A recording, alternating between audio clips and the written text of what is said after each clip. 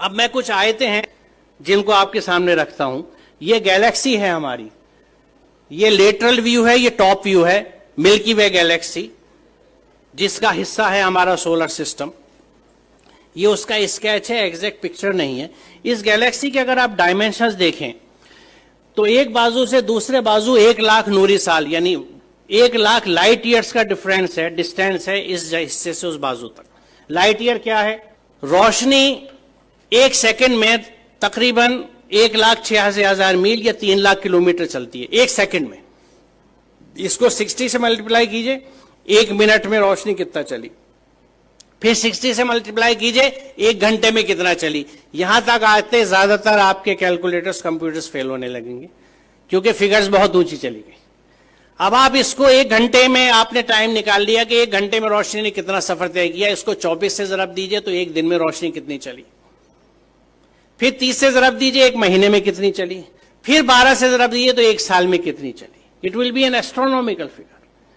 1 साल में रोशनी जितना फासला तय करती है, जितना डिस्टेंस कवर करती है, उसको 1 लाइट ईयर या 1 नूरी साल कहा जाता है। तो ये कितना फासला होगा आप अंदाजा लगाइए।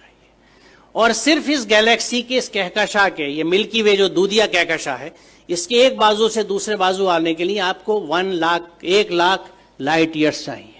यानी रोशनी की रफ्तार से अगर आप चलें तो 1,00,000 साल में इस बाजू से उस बाजू तक पहुंचेंगे।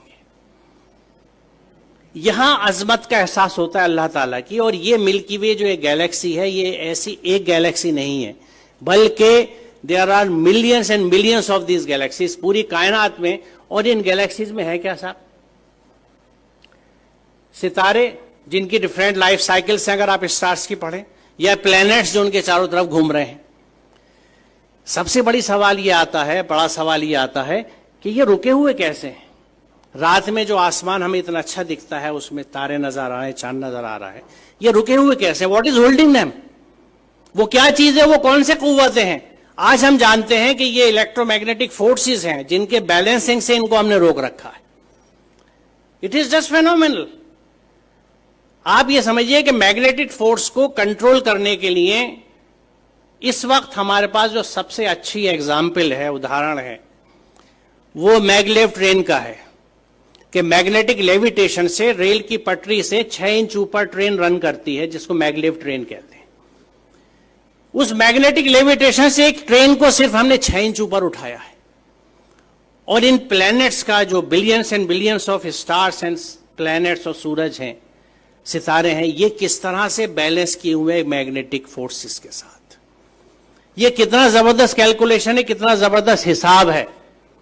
और इसको जब आप समझते हैं और सूरह रहमान की उस आयत को देखते हैं कि बस समा रफा व वज़ल मीज़ान, तो बात समझ में आती है कि उसने आसमान को बुलंद किया और एक तवाजुन कायम कर दिया।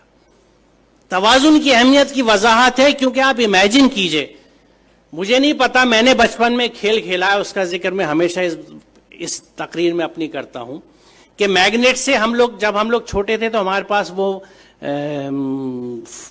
मोबाइल फोन्स नहीं थे या स्मार्टफोन्स नहीं थे जो आज आप लोगों के पास है। हमारे पास क्या होता था? टूटी हुई चूड़ियां होती थी, सिगरेट के पैकेट होते थे, माचिस की डिब्बियां होती थी, माचिस की तीलियां हुआ करती थी, और इन चीजों से हम खेल डिवाइस किया करते थे अपने लिए।